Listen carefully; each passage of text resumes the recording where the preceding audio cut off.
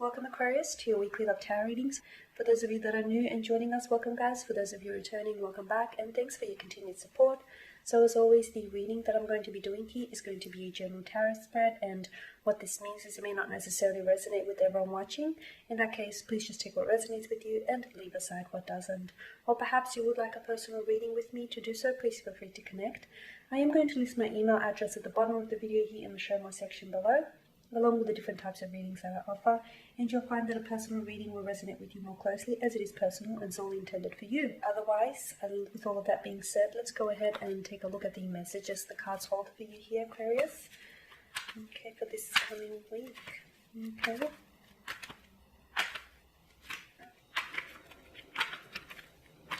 Alright, so we've got the Star card here to begin, followed by the Devil card, the Eight of Wands, the Ten of Swords here, the Eight of Cups,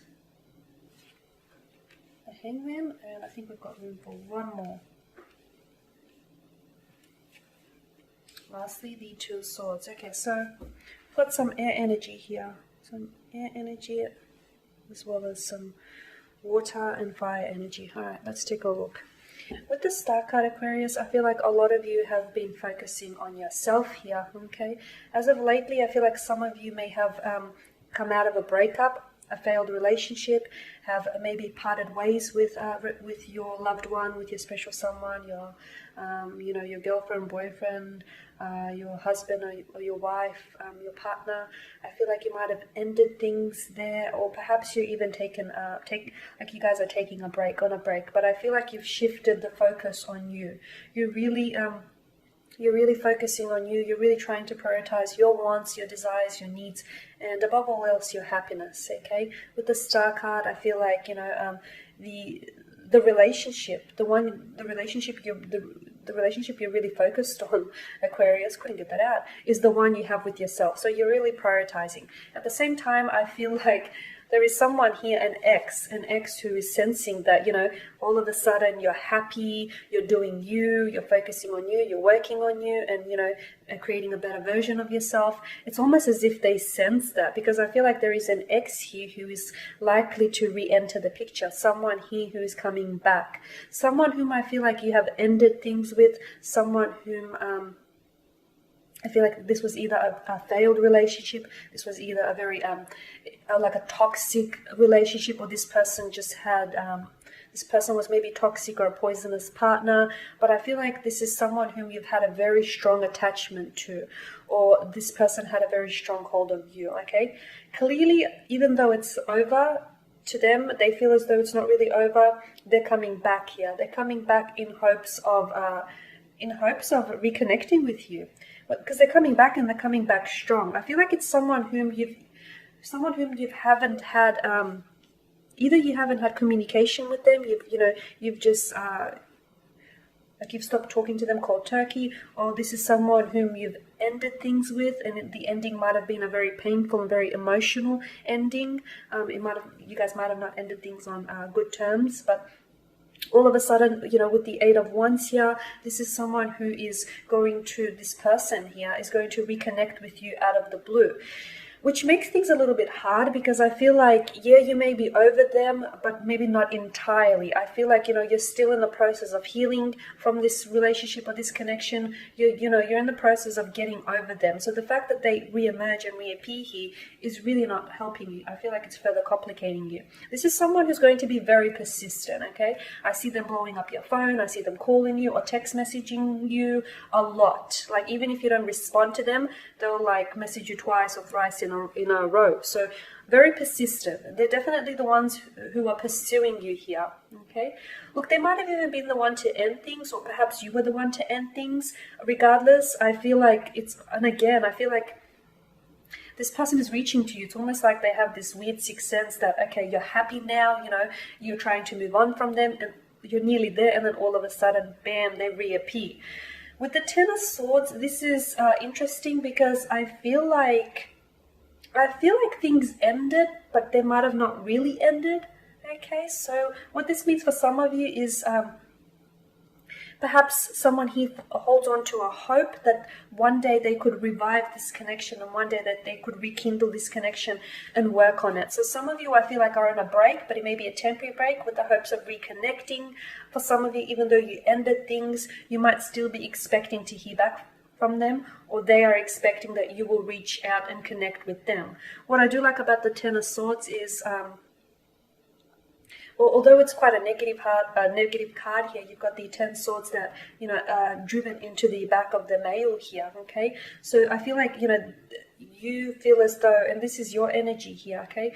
I feel like there's a lot of pain this person has caused you, that they've caused you a lot of hurt and betrayal. They might have betrayed your trust, your connection, your love for them. But, take a look at the sun here that emerges through the dark clouds. There's a sun, okay? And this to me signifies either you will be getting over them, okay? Some of you, I feel like, have no hopes of, you don't want to rekindle this connection. A lot of you, I feel like, are wanting, you're happy to end things. You're happy to close the book and to close the book on this connection and just end things and move on. Whilst for others of you, you might be reconsidering re-establishing a connection, okay? You might be reconsidering forgiving them and re-establishing this connection and reviving this connection and seeing if you guys can work on it and give it one more try. With the Eight of Cups, though, this is interesting, but I do feel like with the Eight of Cups here, a lot of you have walked away in the first place because you felt as if something in the connection was missing.